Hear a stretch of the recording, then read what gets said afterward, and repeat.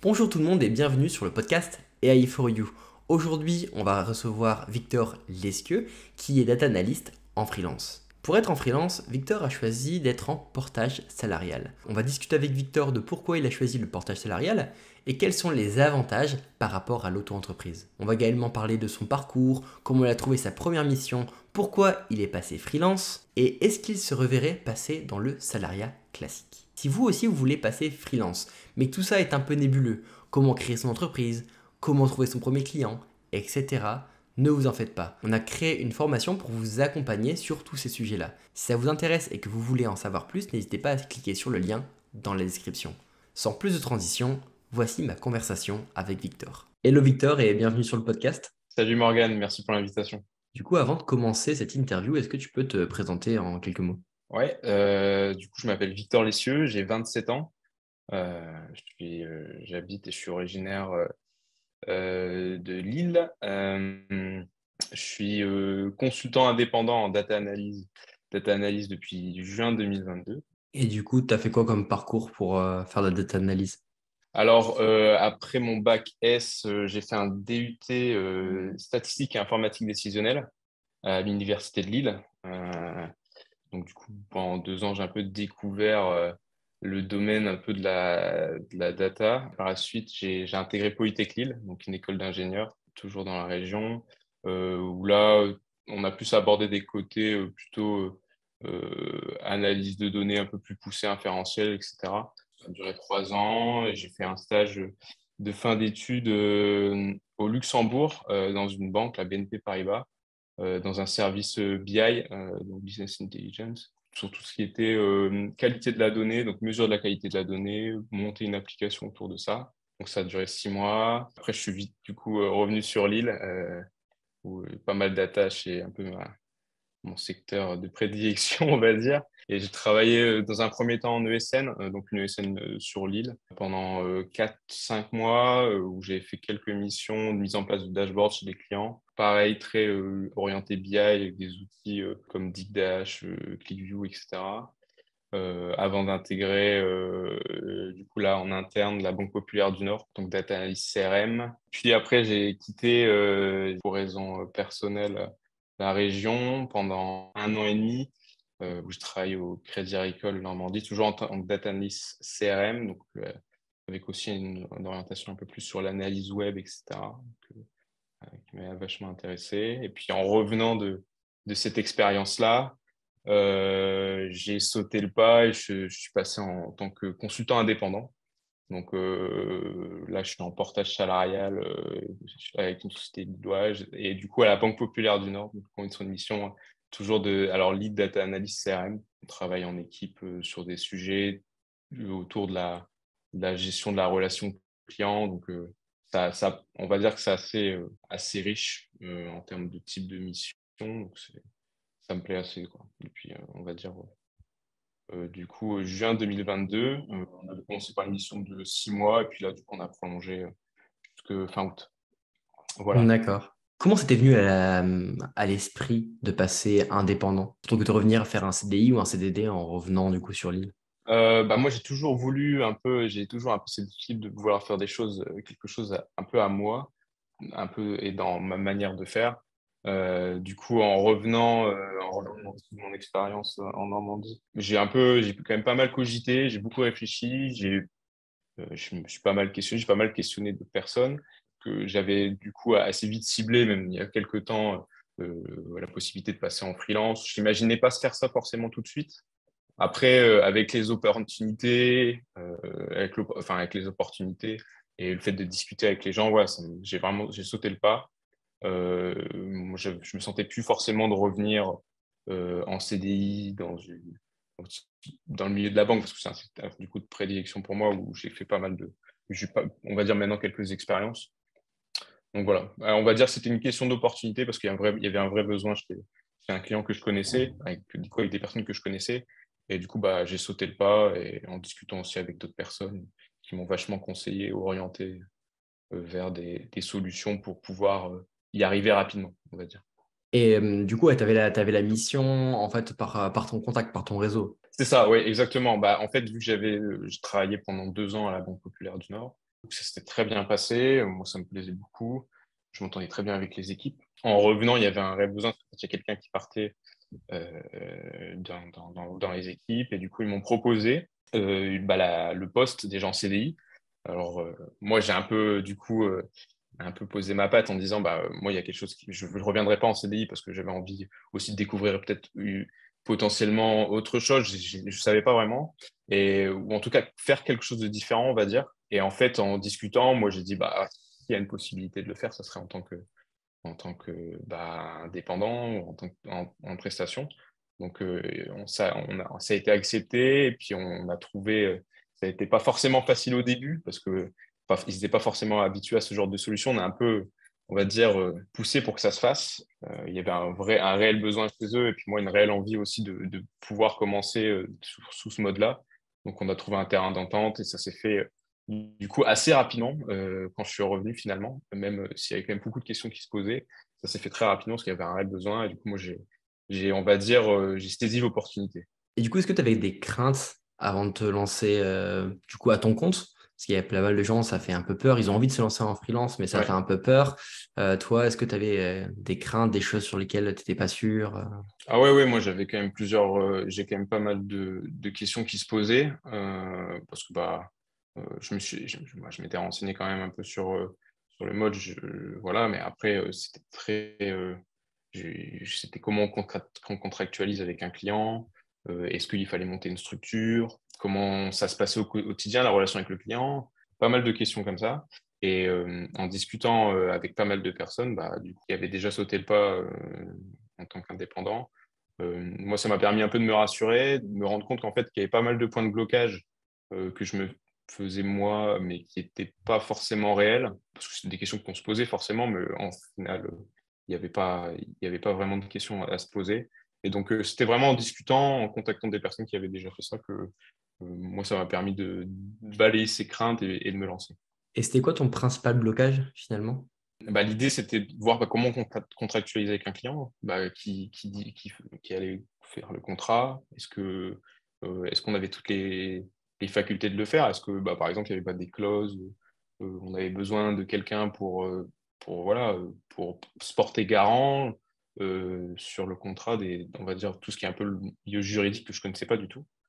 C'était principalement là-dessus que moi, ça me posait question. Donc, et puis du coup, j'ai pu trouver un tiers, une société de portage qui m'a pas mal aidé à me lancer et qui a fait les choses très rapidement, dans un délai hyper court, parce qu'il y a une vraie contrainte de ce côté-là, donc qui ont été vraiment top. Donc ça s'est fait très, très rapidement et on s'est lancé. Du coup, tu as rejoint l'accompagnement Objectif Freelance qu'on fait avec Benjamin pour aider ceux qui le souhaitent à se lancer Ouais. et à accélérer leur transition. Toi, c'est quel l'aspect de cet accompagnement qui t'a vraiment aidé?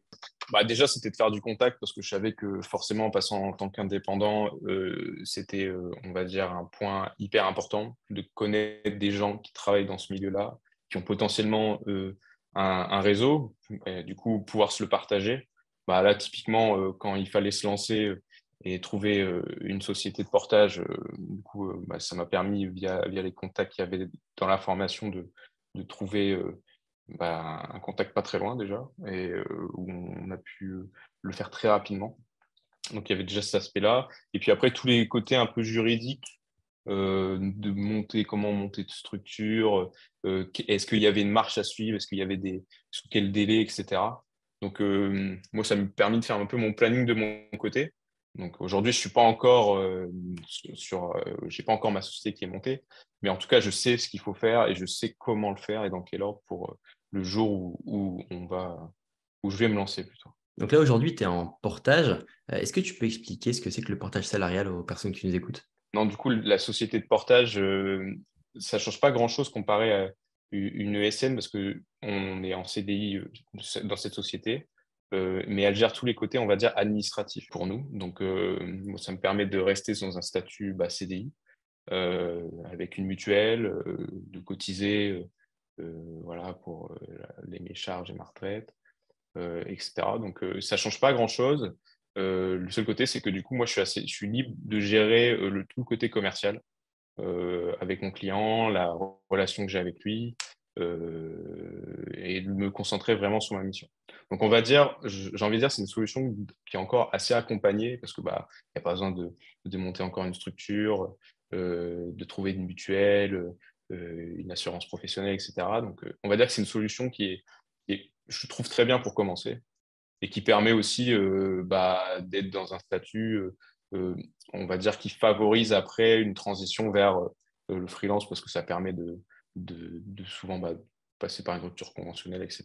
Et puis de pouvoir démarrer avec des avantages au moment de créer sa société. Ouais, et puis après, ce qui change aussi, c'est que l'argent que tu fais rentrer dans la boîte, il est à toi, c'est toi qui le gères comme tu veux. Oui. Comparé à une ESN où une ESN, tu travailles pour un salaire, là, l'argent que tu ramènes, eux, ils prennent une partie. Mais ce qui reste, c'est à toi, du coup, de le gérer comme tu veux. C'est à toi de savoir ce que tu laisses dans la boîte, le salaire que tu vas te payer. Enfin, après, je sais que c'est un peu différent selon les différentes Hmm. portages. Toi, c'est comment ça se passe de ce côté-là? Alors, nous, on s'était mis d'accord dès le début parce que bah, ce qui est très bien du coup avec SNK, société de portage, c'est que bah, déjà, je me fais une avance sur le salaire, parce que du coup, ce que je facture à mon client chaque mois, bah, c'est pas forcément payé, c'est pas payé à J, hein, c'est payé souvent à J plus 30, voire J45. Donc déjà, ça me permet d'avoir mon salaire tout de suite, de pas attendre la facturation qui arrive du client. Et du coup, nous, ce qu'on a convenu aussi, c'est de pouvoir en fait lisser sur une période et d'avoir la même chose chaque mois. Donc là, je me mets d'accord au début d'un contrat avec bah, ma société de portage. On convient d'un nombre de jours travaillés. Donc j'essaie de m'y rapprocher au maximum sur la durée de ma mission. Et du coup, ça me permet déjà d'établir un salaire qui sera toujours le même sur, bah, par exemple, là, le premier contrat qui a duré 6 mois. Donc ça garde en fait une stabilité financière de mon côté. Et ça me permet de facilement gérer un peu bah, ce qui arrive chaque mois. Et Et du coup, par exemple, là, quel est ton TGM pour la mission? là, je suis sur un TGM de 480 euros hors taxe. Tu te verses tout ce que tu as sur la boîte de portage ou il y a un fonds de sécurité au cas où tu n'as plus de mission ou des choses comme ça? Alors, il y a un fonds de sécurité, je pense, qui est obligatoire pour toutes les sociétés de portage où ils gardent 10% de la facturation et qui est du coup redistribué à la fin. Du coup, ça, je pense que c'est propre à chaque ESN. C'est dans les conventions chez eux. Ils sont obligés de faire ça. Ce que tu me disais, c'était que c'était plus facile d'avoir une rupture conventionnelle et après de toucher les aides Pôle emploi, les accompagnements pour la création d'entreprise. Toi, du coup, tu en as déjà parlé avec ta boîte de portage? Ouais, ouais, bah après, ouais, non, ils sont bien au fait de ce sujet-là. Moi, en fait, j'attends juste qu'un projet perso se concrétise pour un peu passer à cette phase bah, de pouvoir enchaîner sur la rupture conventionnelle et du coup créer la structure d'auto-entrepreneur pour commencer, enfin, pour démarrer la suite, quoi.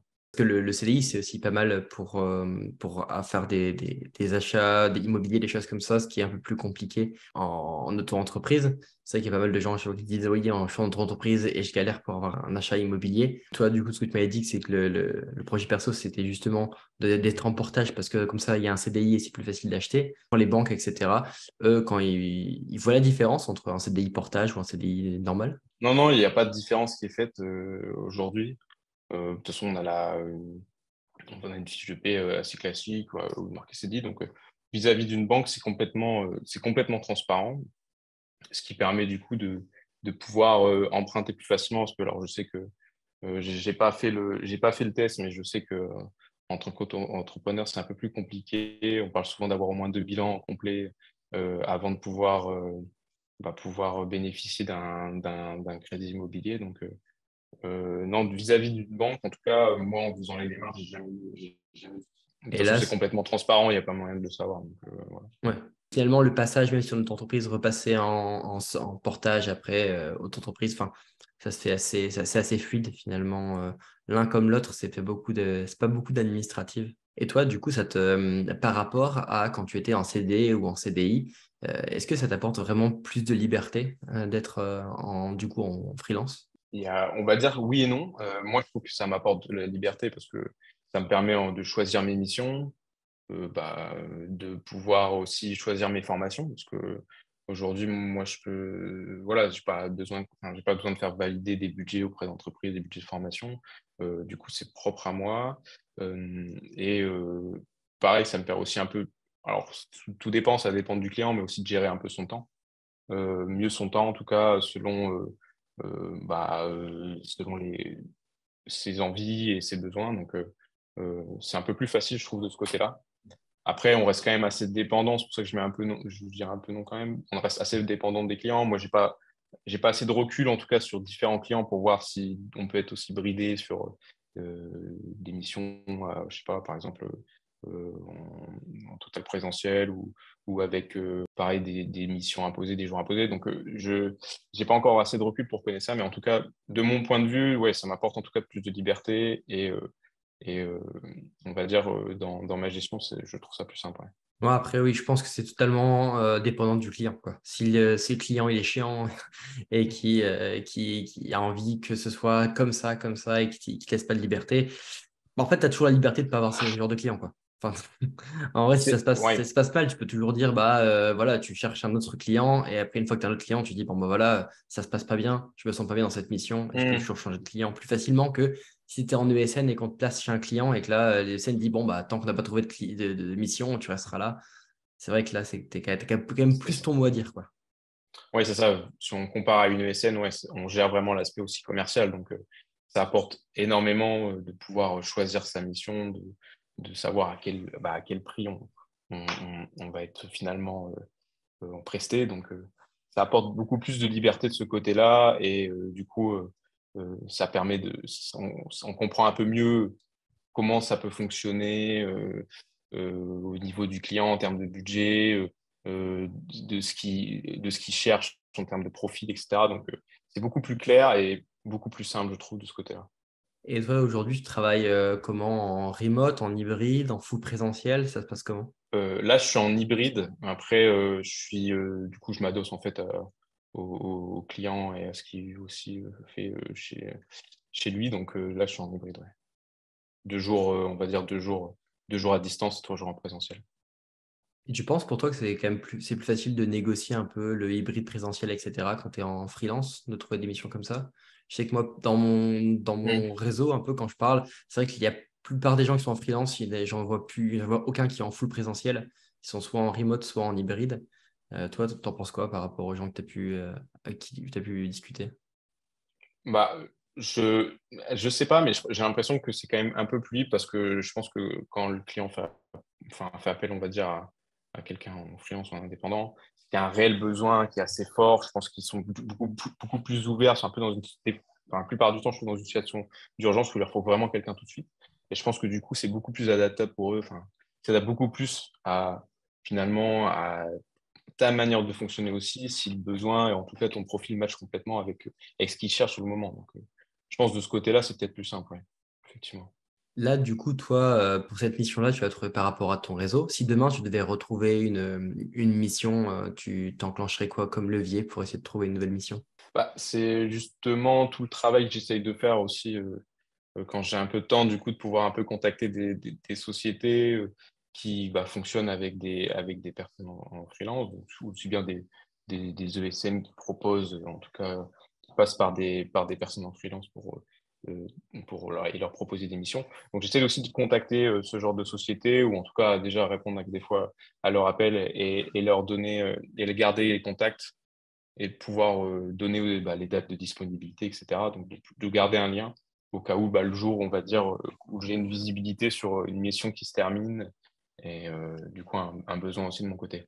Parce que du coup, quand on a une mission, on a deux choses, on a un peu la visibilité et l'engagement. Souvent, il y a une visibilité, voilà, on a besoin de cette ressource-là pour 1 an, 6 mois, 2 ans, enfin voilà. Mm. Et après, l'engagement en tant que tel, je me souviens, c'est entre 1 et 3 mois, ça dépend des contrats. Toi, c'était 1 mois renouvelable à chaque fois ou comment c'était sur tes contrats, sur ta mission? Ah, alors non, non, moi c'était 6 mois.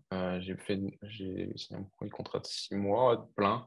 Donc il n'y avait pas de renouvellement automatique ou même de renouvellement. Donc ça se terminait en fin d'année dernière. Et du coup, on a reprolongé sur 8 mois. Après, ça faisait partie aussi des conditions de pouvoir être sur un temps plutôt long de mon côté. Moi, il y avait un côté où ça me rassurait. Et puis, ça me permettait d'avoir un peu de la visibilité sur une fin de mission, même si je sais que voilà, il y a des possibilités, on va dire, enfin, il n'y a rien n'est figé dans le marbre. Mais en tout cas, moi, de ce côté-là, ça me rassurait, ça me permettait de voir un peu plus loin. Ce serait quoi tes conseils que tu donnerais à quelqu'un qui cherche son premier client?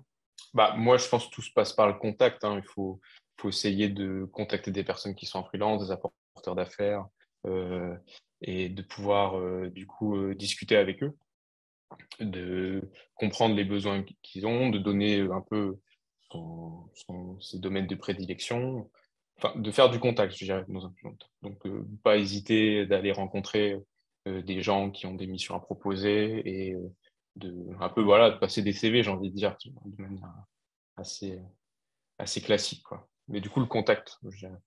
Moi, souvent, moi, ce que je conseille, c'est d'aller de prendre des gens sur LinkedIn, de regarder les apporteurs d'affaires sur LinkedIn, de les suivre. Ouais, Et comme ça, après, quand ils ont eux, ils postent.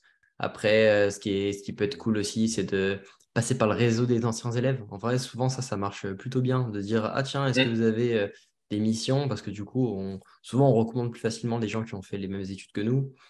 Après, ou même aller à des événements, quoi, des meet-up, des choses comme ça, où là, c'est plus informel. Et là, on arrive tout plus à à fait. avoir contact avec des gens qui sont des fois des décideurs et qui pourront, même si eux, ils n'ont pas une ressource, ils savent qui a besoin d'une ressource, ils peuvent passer le CV. Et voilà, quoi. Plus j'avance, plus je me dis, finalement, il y a le côté technique, puis il y a le côté humain. Si tu t'entends bien avec quelqu'un, tu as plus envie de travailler avec lui, etc. Donc, d'avoir déjà briser cette première barrière et de discuter avec les gens, ça permet d'établir un rapport qui est différent, surtout en freelance où on a la partie commerciale et la partie technique aussi. Donc, il n'y a pas que la Mm. partie forcément que technique. Du coup, toi, ça te rassurait d'avoir une mission pendant longtemps. Après, ça, c'est encore différent parce que tu es en portage. Mais là, si demain, tu n'as plus de mission, comment ça se passe au niveau de ton portage?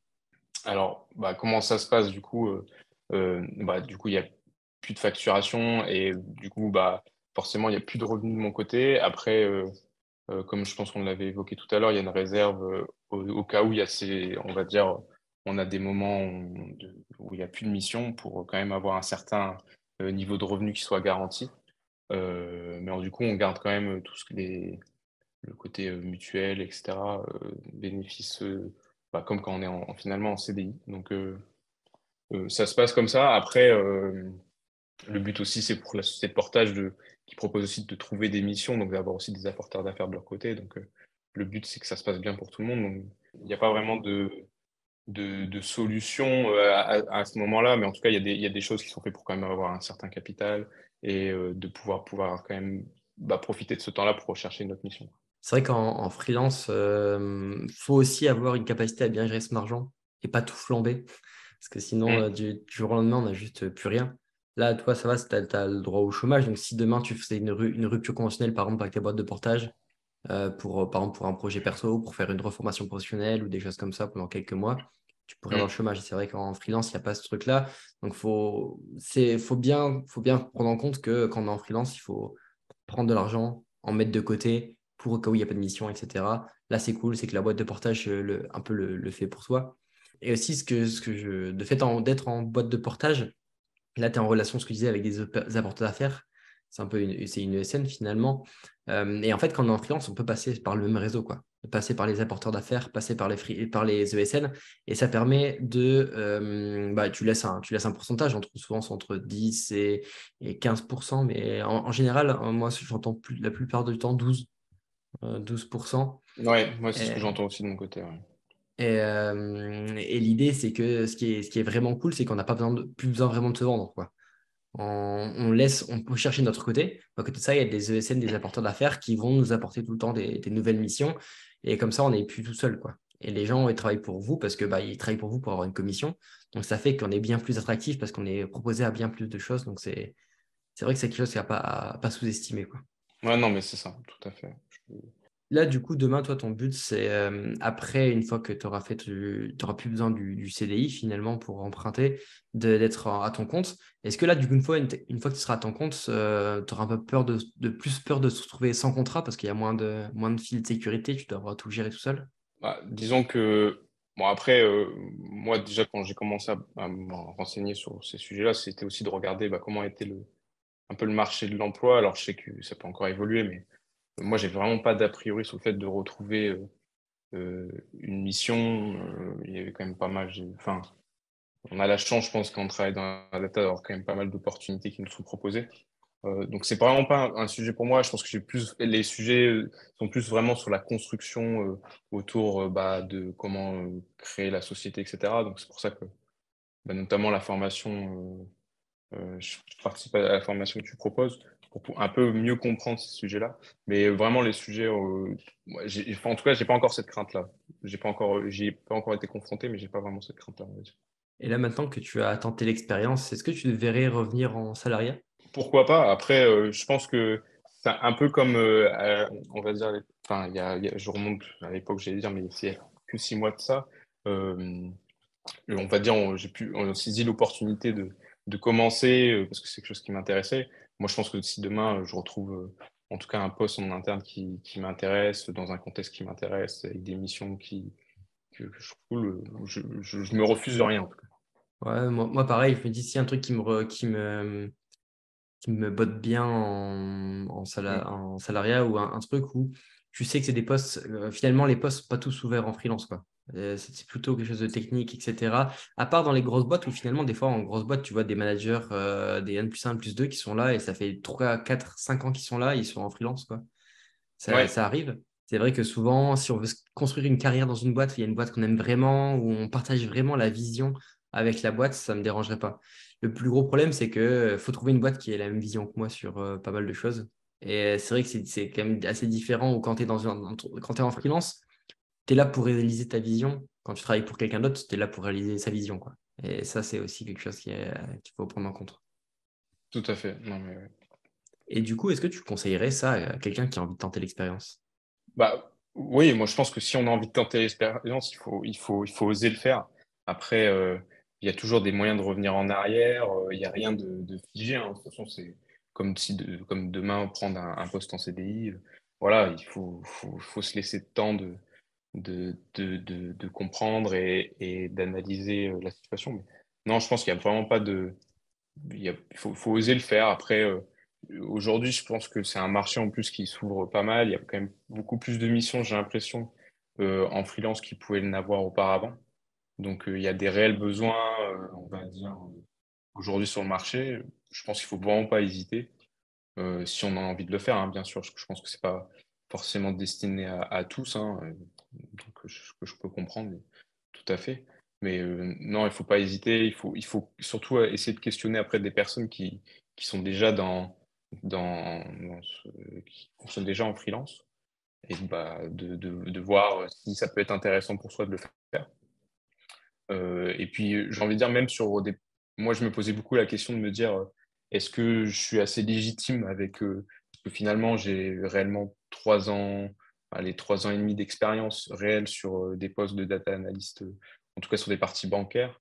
On peut se poser une question de légitimité, mais euh, après, aujourd'hui, ça va dépendre. Il y a des clients qui sont peut-être pas la capacité de prendre des personnes seniors, donc pourquoi pas profiter de ça pour se trouver une mission. Donc, je pense que c'est ouvert à tous.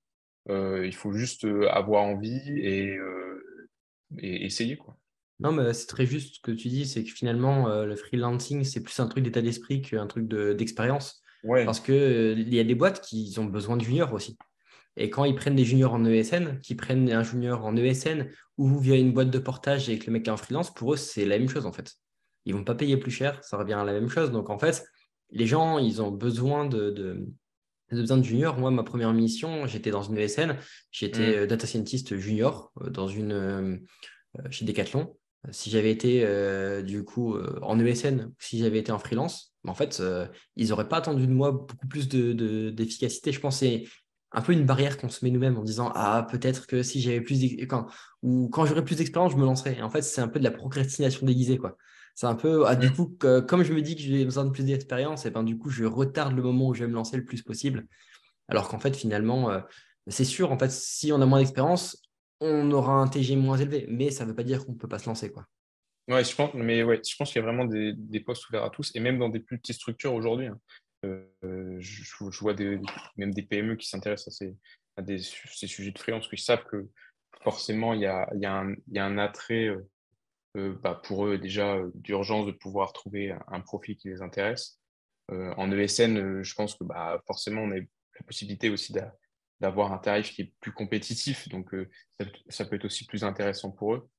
Donc, non, je pense que ça peut vraiment être ouvert à tous.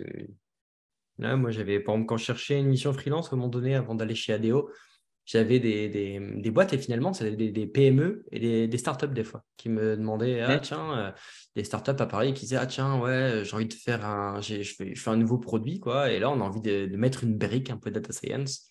Et du coup, bah voilà, est-ce que tu serais intéressé?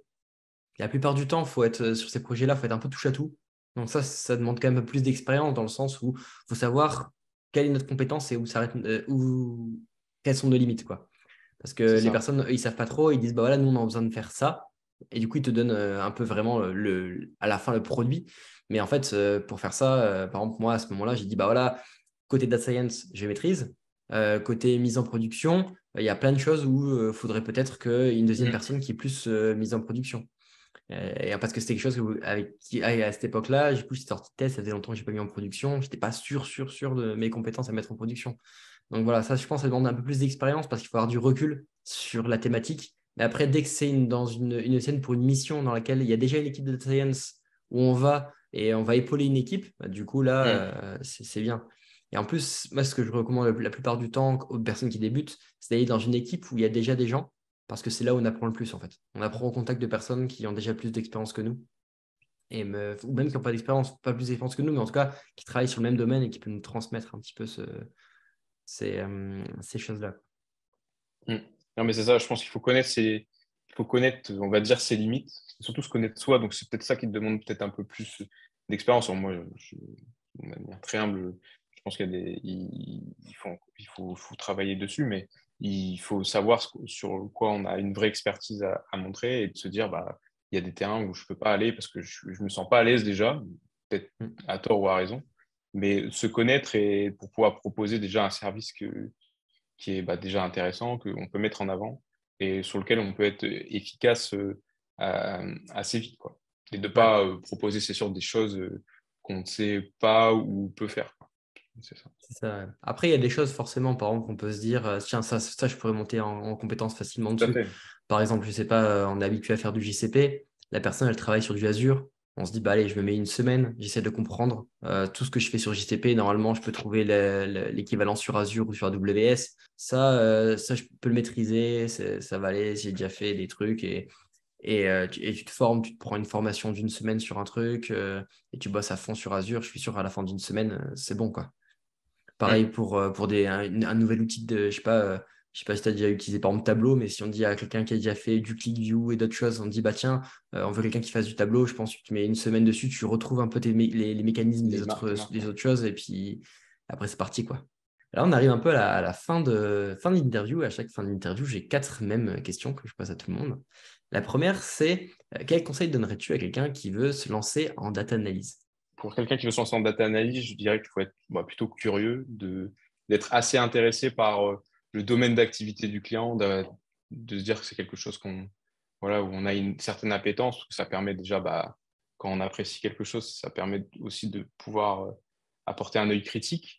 Mais c'est vrai que ouais, moi, souvent, la curiosité, dans la data en général, vu que c'est un domaine qui évolue énormément, la curiosité, c'est quelque chose d'ultra important. C'est Et ça. en plus de ça, c'est vrai que comprendre le domaine du client, c'est super important parce qu'en fonction du domaine du client et en fonction des problématiques, on va pas du tout avoir les mêmes méthodologies à apporter et les mêmes KPI à calculer. Enfin, il y a pas mal de choses qui sont assez différentes, quoi. Ouais, c'est ça. Et puis, il faut se fondre un peu dans son univers, de comprendre où sont ses priorités. euh, et de faire des propositions parce que c'est un travail de découverte, quoi, quelque part. La plupart du temps, ça peut être, je te demande un état de pilotage sur un sujet, voilà, quelque chose de très précis et on va dire tout est déjà cadré par le métier, mais des fois, c'est vraiment plus de pouvoir apporter, de se dire, moi, je rajouterais cet élément-là dans le KPI, ça permet d'illustrer quelque chose ou détecter des leviers, par exemple. Je pense que Hmm. moi, je travaille quelquefois sur les parties de web analyse où on est on a toutes les données qui sortent d'un site web et des fois, on n'a pas connaissance qu'il y a certaines pages ou certains parcours qui génèrent un tel trafic. Et du coup, on se dit, bah, il y a peut-être un levier à aller chercher derrière. Donc après, proposer quoi, c'est toute la question. Mais en tout cas, de se dire, partir d'un constat, bah, ici, on a peut-être une niche de clients qui sont intéressés par ce type de produit. Qu'est-ce que je peux proposer derrière pour les réactiver, pour leur proposer des produits complémentaires qui vont leur servir, etc. Donc, il y a vraiment ouais, ce côté un peu de curiosité, on va dire, qui est hyper important. Et après, bah, quand même avoir un œil sur aussi bien du coup du côté data, mais aussi sur un peu les outils, hein, parce que faut voir les évolutions. Alors, on est peut-être sur des parties data analyse un peu moins poussées sur la veille que je pense sur des métiers de data science qui sont peut-être où là il y a vraiment des univers, des pans entiers à connaître. Enfin, qui peut paraître un peu plus complexe d'un premier abord, mais c'est vrai qu'après, même en termes d'outils, on va dire il y a des mastodontes type Power BI, Tableau, ClickView, mais les versions changent, il y a des nouvelles possibilités à chaque fois. Il faut chercher un peu par soi-même, quoi, on va dire. Est-ce que tu as un livre que tu conseilles souvent?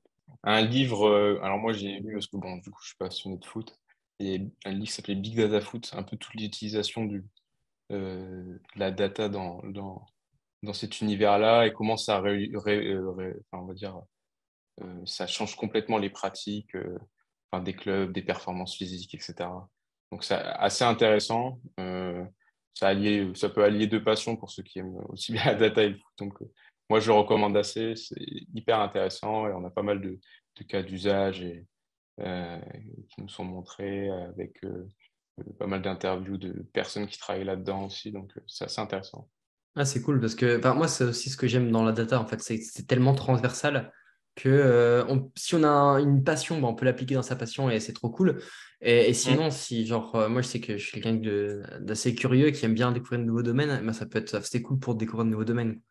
Je travaillais dans la santé, après je travaillais dans la banque, je travaillais dans l'assurance, j'ai travaillé dans le retail. Et à chaque fois, tu apprends énormément de choses sur la façon, les pratiques, etc. Là, le dernier truc à ADO, j'ai travaillé sur la logistique. J'ai été en magasin, voir comment ils déchargent, où ils posent les choses, etc. Et à chaque fois, on apprend énormément au contact du coup, des gens du métier. Enfin, moi, j'adore le côté un peu découvrir de nouveaux univers avec des outils qui restent les mêmes, mais qui finalement changent en fonction de la problématique, quoi. Ouais, tout à fait. Non, mais c'est vrai qu'on a cette chance-là de pouvoir travailler sur des secteurs d'activité qui sont très différents. Alors après, je pense que force, enfin en tout cas, on a tendance à spécialiser dans plutôt un domaine plutôt qu'un autre de fil de l'expérience. Donc des fois, on se bride un peu à certains secteurs d'activité, c'est beaucoup plus dur de changer. Mais c'est vrai que c'est vraiment transverse sur tous les domaines d'activité. Donc ça permet de vraiment découvrir des métiers des façons de faire complètement différentes d'un endroit à l'autre. Donc, c'est ça qui est hyper riche et hyper intéressant avec le sujet de la data. Mm. Et même par exemple dans les entreprises, même si on est cantonné, par exemple même au sein d'une banque, il y a plein de domaines. On peut faire du web analytics, on peut faire du marketing, on peut faire l'octroi de crédit. Enfin, ça, même dans une même entreprise, on peut faire de la communication. Enfin, au sein d'une même entreprise, il y a quand même pas mal de choses qui peuvent être faites et qui sont quand même des domaines qui sont assez différents finalement. Ouais, c'est ça. Enfin, moi, je vois sur mon métier de data analyst, du coup, plus sur les pans CRM, on travaille du coup avec plein de métiers différents. On travaille avec les marchés, les marchés des chefs de produits. On travaille aussi avec la satisfaction, avec des services de pilotage également, de conformité. Enfin, c'est hyper large en termes de sujets et très différent. Donc, déjà, même au sein d'une entreprise, comme tu dis, c'est déjà hyper riche. Donc, Est-ce que tu as une citation qui te vient souvent à l'esprit? pas vraiment.